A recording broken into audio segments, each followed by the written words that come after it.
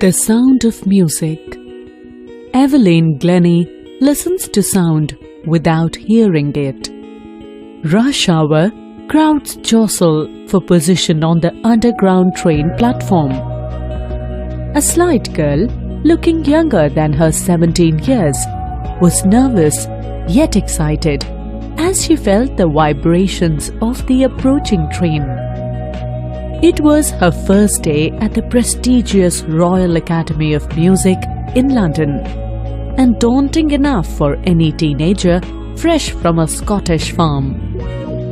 But this aspiring musician faced a bigger challenge than most. She was profoundly deaf. Evelyn Glennie's loss of hearing had been gradual. Her mother remembers noticing something was wrong when the 8-year-old Evelyn was waiting to play the piano. They called her name and she didn't move. I suddenly realized she hadn't heard, says Isabel Glennie. For quite a while, Evelyn managed to conceal her growing deafness from friends and teachers. But by the time she was 11, her marks had deteriorated, and her headmistress urged her parents to take her to a specialist. It was then discovered that her hearing was severely impaired as a result of gradual nerve damage. They were advised that she should be fitted with hearing aids and sent to a school for the deaf. Everything suddenly looked black, says Evelyn. But Evelyn was not going to give up.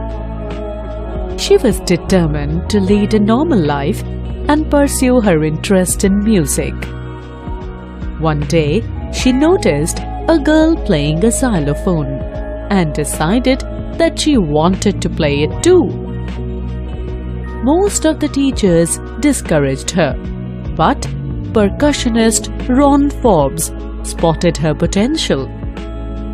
He began by tuning 2 large drums to different notes. "Don't listen through your ears," he would say. "Try to sense it some other way," says Evelyn. "Suddenly I realized I could feel the higher drum from the waist up and the lower one from the waist down."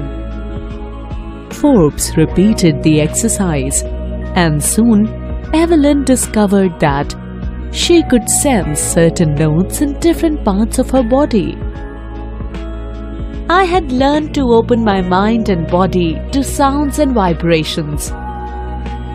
The rest was sheer determination and hard work.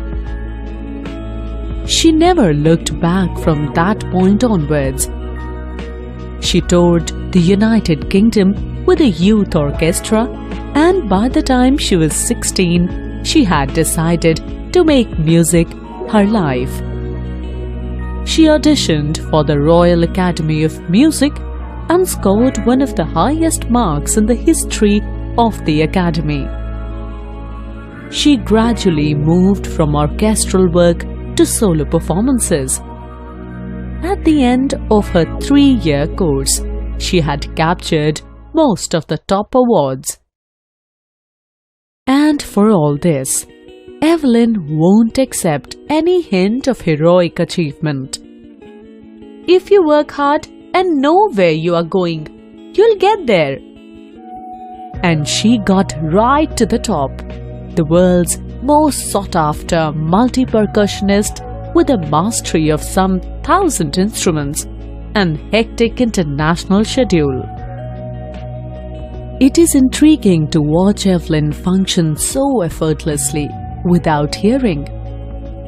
In our 2-hour discussion, she never missed a word. "Men with bushy beards give me trouble," she laughed.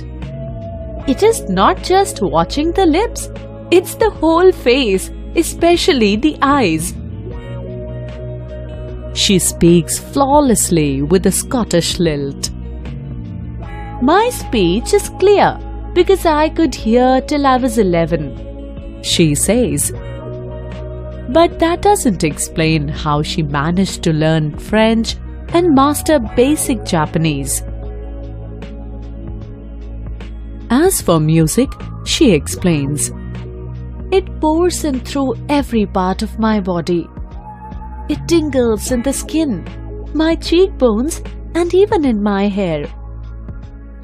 When she plays the xylophone, she can sense the sound passing up the stick into her fingertips. By leaning against the drums, she can feel the resonances flowing into her body. On a wooden platform, she removes her shoes so that the vibrations pass through her bare feet and up her legs. Not surprisingly, Evelyn delights her audiences. In 1991, she was presented with the Royal Philharmonic Society's prestigious Soloist of the Year award, says master percussionist James Blades. God may have taken her hearing, but he has given her back something extraordinary. What we hear, she feels far more deeply than any of us. That is why she expresses music so beautifully. Evelyn confesses that she is something of a workaholic. I have just got to work, often harder than classical musicians, but the rewards are enormous. Apart from the regular concerts, Evelyn also gives free concerts in prisons and hospitals. She also gives high priority to classes for young musicians. Anne Richland of the Beethoven Fund for Deaf Children says, she is a shining inspiration for deaf children. They see that there is nowhere that they cannot go. Evelyn Glennie has already accomplished more than most people twice her age. She has brought percussion to the front of the orchestra and demonstrated that it can be very moving. She has given inspiration to those who are handicapped, people who look to her and say, if she can do it, I can. And not the least, she has given enormous pleasure to millions. By Deborah Cowley.